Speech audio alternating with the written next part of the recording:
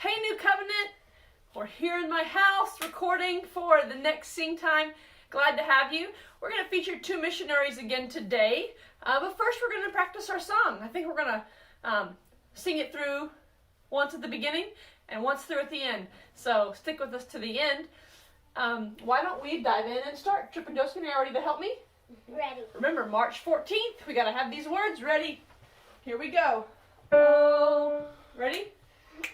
Oh, for 1,000 tongues to sing my great Redeemer's praise, to the glories of thy God and King, the triumphs of his grace. My gracious Master and my God, assist me to proclaim, to spread through all the earth abroad the honors of thy name. Jesus, the name that charms our fears, that bids our sorrows cease. 'Tis music in the sinner's ear, 'tis life and health and peace. He breaks the power of reigning sin, he sets the prisoner free. His blood can make the foulest clean, his blood availed for me. Thank you for singing, Josephine and Trip. I want to remind y'all of our two tips whenever we're going to be singing for someone else. Start strong and end strong.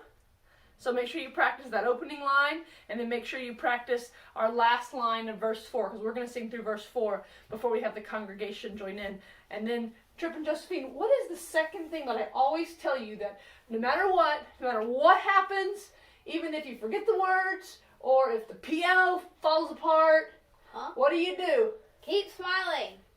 What were you going to say? I was going to say, I couldn't exactly remember. I was going to say something about the middle of the song. The middle of the song? Well, beginning, middle, and end, you keep smiling, no matter what happens. Thankfully, I don't think our piano will fall apart. But those are great tips for whenever we sing. So, I have two missionaries to share with y'all. I want to tell you about Mr. Jeff Lee. He's a campus minister for RUF at Christopher Newport University in Newport News.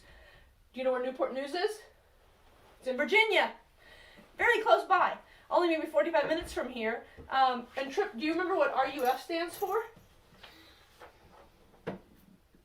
Absolutely no idea. Reformed University Fellowship.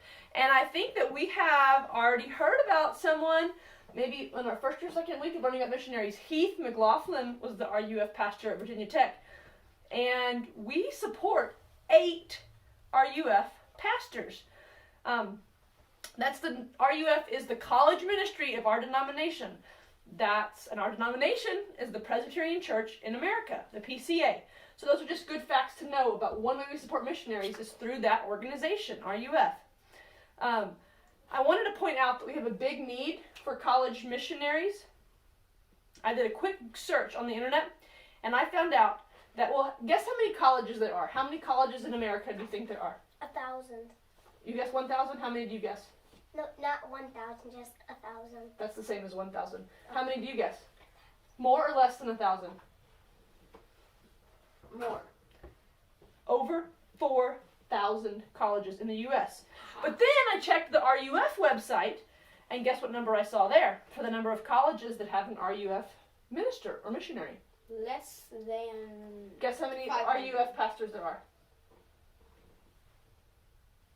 I'll tell you. 900. I saw something on the RUF website that said there were 140 chapters. So let's do some quick math. 4,000 minus 140 is 3,860. So we still need a lot more RUF missionaries. All right, let's get back to Jeff Lee. And while I read this, you'll be seeing some pictures of his ministry. One of them I found on the internet of his family. So he's got a family, and we need to be praying for them too. And he sent 2 pictures of just a regular activity of him being a missionary. And in one picture, it looks like he's leading worship. And maybe if it's from inside of his house, he's the one standing up playing the guitar. And I think it's cool that there are a few other college students up there playing music with him. So if you keep practicing singing and learning music and remembering how to count the beats in 3/4 time and 4/4 time and all the stuff I teach you, you'll be able to help a campus minister one day when you go to college, and maybe you can be one of the musicians during your Bible study. And the other picture is of a lot of his students, and this is who he hangs out with all the time. So that's pretty cool. That's what he does.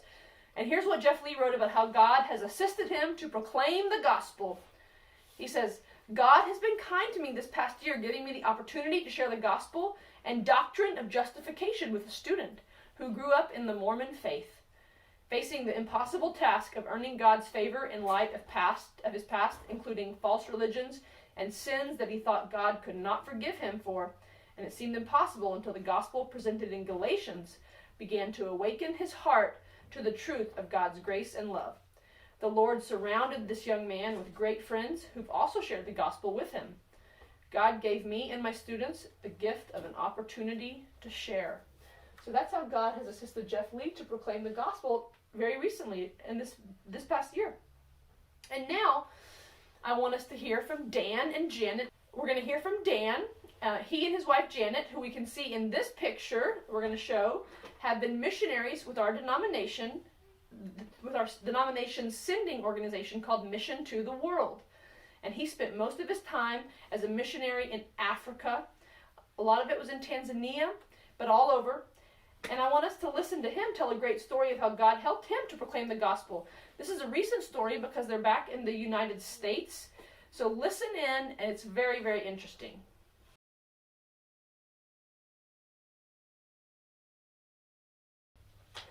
That was a pretty great story. Sometimes God helps us share the gospel with 3,000 people, like in huge cities, like he did with Natasha Krizan. Remember last week we learned about how she shared the gospel with students at a concert, or helped put on a concert that shared the gospel, and that was after someone had taken all their equipment, the customs official. So sometimes you can share it with 3,000 people, or sometimes you can share it with one nurse. So keep practicing Oh 4,000 Tongues to Sing every night before bed, and every night, or maybe before bed, or maybe after dinner. And why don't we sing it through one more time? Trip and Josephine, can y'all sing with me? All 4 verses. Oh, for 1,000